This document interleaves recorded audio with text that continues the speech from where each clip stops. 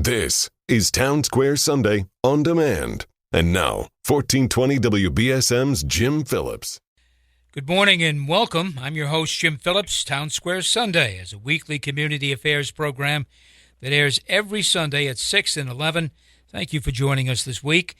The New Hampshire primary is behind us, and although former UN Ambassador Nikki Haley put up a strong fight, former President Donald Trump was the winner in the Republican presidential primary with about 55% of the vote.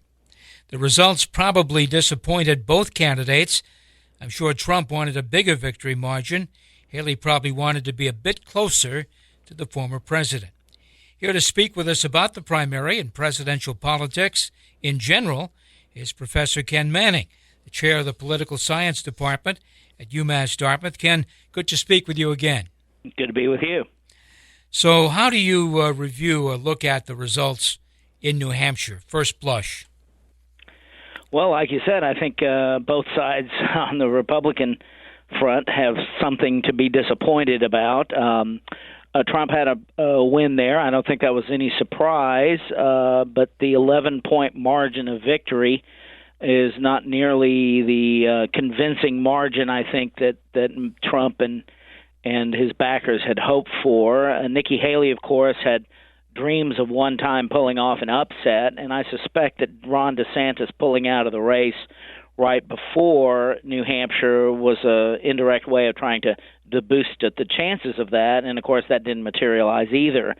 So I think they both come out of New Hampshire hobbled to some extent. Now, let's step back for a minute. Trump's going to be the nominee, but we've known that for some time.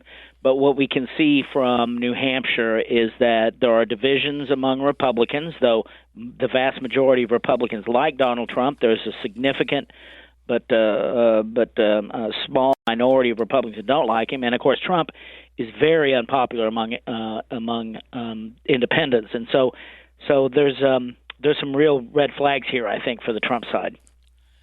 A year ago, before we talk about a year ago, I was going to talk about, it seemed like there was some momentum that was building for Haley.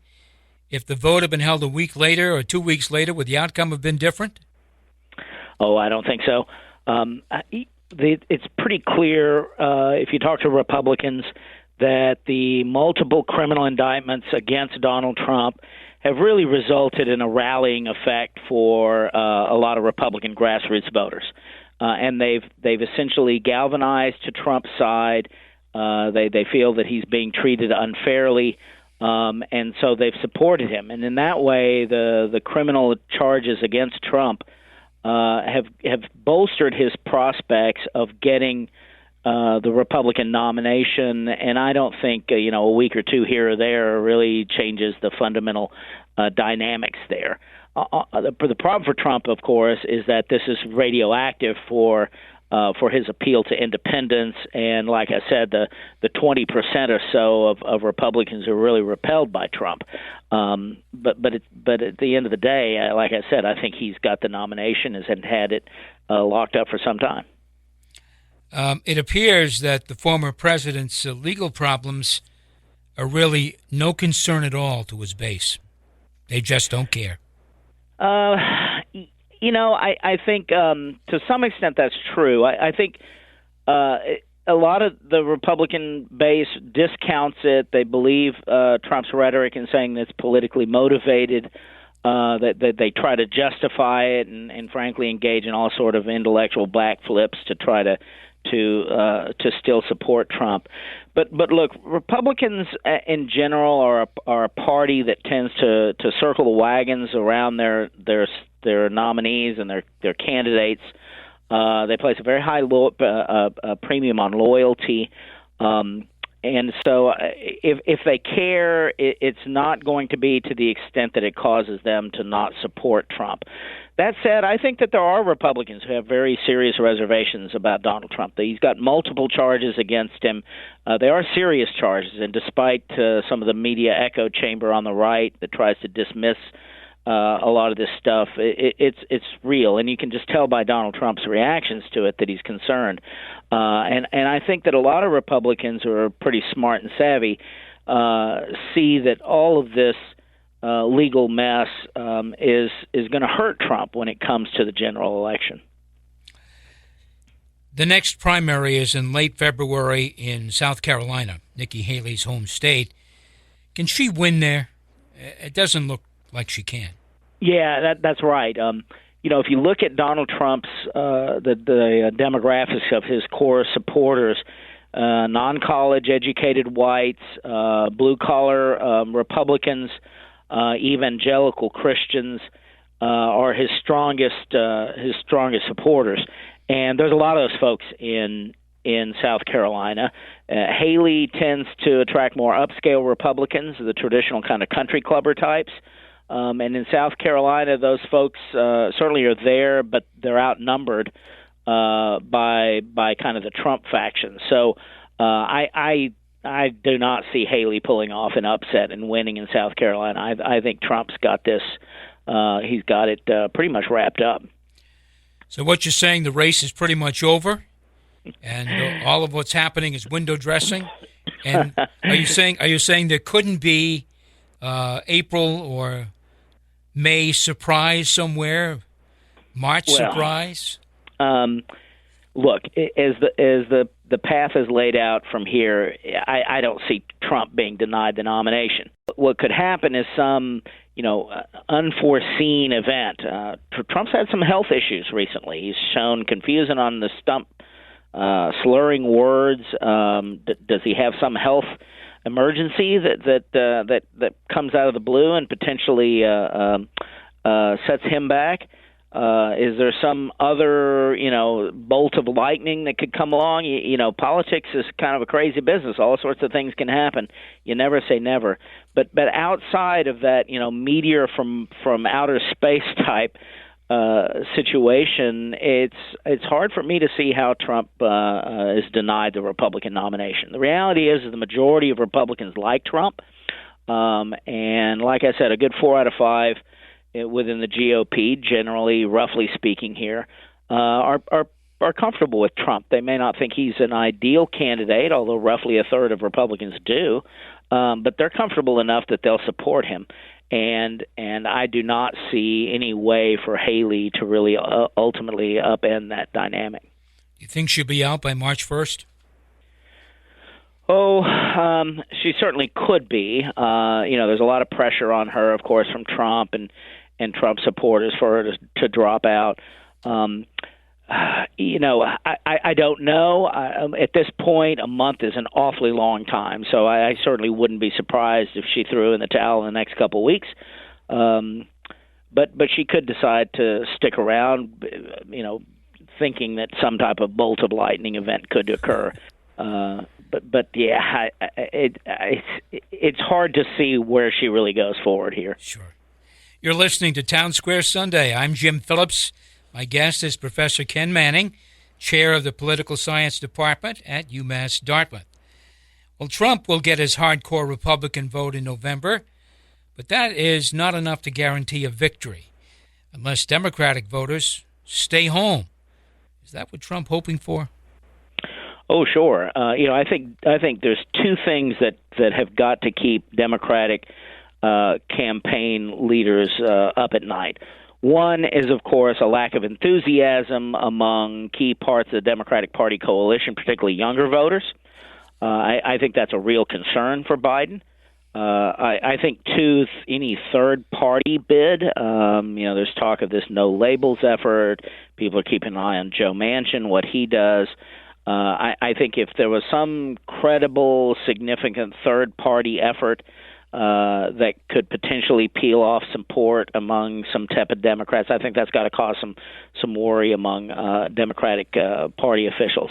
So those are the two things that if I'm in the Biden side that I'm worried about. Biden at the same time, though, has a lot of time to energize the Democratic Party. Trump himself energizes Democrats, and sure. So while there's younger voters may not be that keen on Biden, younger Democrats are not definitely fans of Trump. So I think that there's opportunity certainly for him to bring those folks home, and then you also got the issue of abortion, which is going to be on the ballot again. And we have seen since the Dobbs decision that abortion as an issue drives up turnout. It motivates, in particular, Democrats. There are going to be ballot questions in Nevada, in Florida, in a number of other states. Abortion is going to be on the ballot again in November. And that issue really drives turnout for Democrats. And you can be darn sure that the Biden camp is going to want to talk about that issue a lot. Republicans know this, and of course they're going to try to change the subject. But I think that's actually going to be a wind at the back of Democrats in terms of turnout in November. So you don't think the Democratic Party will wake up one day and say, Biden's too old, he is just, we're going to lose votes if Biden is on the ticket? And at least think about changing horses here. I don't, and in part that's because the other guy's old too. Sure. He's 77. For Pete's sake, Biden's 81, which is old, but 77 ain't no spring chicken. And so it's not like Republicans can run on some type of time for a generational change message. Nikki Haley's certainly been trying to do that, but has it really gained her much traction? She's played up the age issue. But Republicans are flocking to a guy who's 77 years old, easily amongst the oldest who's ever run for president. So yeah, Biden's old, but so is Trump. And no, I don't see Democrats getting rid of Biden at this point, in part because it's too late in the game. But don't undersell Biden here. Biden is a candidate who appeals to a variety of different groups in the Democratic Party coalition. The parties really are coalitions in that way. And there's not an obvious alternative that can unite the Democratic Party other than the incumbent at this point. So age is a factor, but in some ways it's not. When you've got one guy who's 81 and one guy who's 77, I don't see how age is ultimately going to be the big issue. Now, if a candidate, Biden or Trump, starts to show some serious deficiencies in their physical or mental health in the next few months, it could be an issue. But that could occur on the Trump side too, as we've seen locally and lately, I should say. No, Democrats have made their decision. They're sticking with the incumbent, and he'll be their nominee in November. I'm afraid that people are going to stay home if there's another Trump-Biden final. I really am. Dissuade me from that. Make me feel better. Well, so what drives turnout? In part, it's interest in the campaign, and of course, that's driven by support for your guy and opposition to the other guy. And as I mentioned a moment ago, the abortion issue is something that we've seen drives turnout as well. Issues matter. We know that Trump's core base is very loyal, very supportive, very energetic. They'll be out in November. But Democrats hate Trump, and a lot of independents, too, do as well, and they'll be out in November. And then add abortion to that mix. And, excuse me, and I expect a high turnout in November. People are grumbling about the candidates, but come on, people grumble about candidates often. I actually think that the election in November is going to see very high turnout. Strategy-wise, what does Biden have to do to win re-election? I think he's got to convince voters that you stick with what we got, that he is a steady hand in a challenging international environment, that we've got a good economy, inflation's down, the economic growth is up, unemployment rates are low. That he is the mature, reasoned, sane person, and we can't trust the other guy who is unhinged and is a hot mess. And I think that's a pretty solid message that Democrats have to run on. Someone suggested to me this week that the Trump can win if he keeps his mouth shut and doesn't do anything crazy in the courtrooms. Well, the courtroom stunts are just efforts to get media attention, which, of course, we all know that Trump craves that attention, and he thinks, with some correctness there, that the more he's in the news, that the better it helps him. And so, that's just a way for him to drive the clicks, as people on the internet might say. Trump shutting his mouth, well, that's just not who he is, and it's not going to happen. Be in the news, and he uses every opportunity to kind of stir the media pot. That's what he's good at, and he'll continue to do that.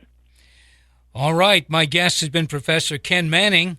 He chairs the Political Science Department at UMass Dartmouth. Ken, thanks very much. I'm sure we'll be talking once again as the primary season continues on.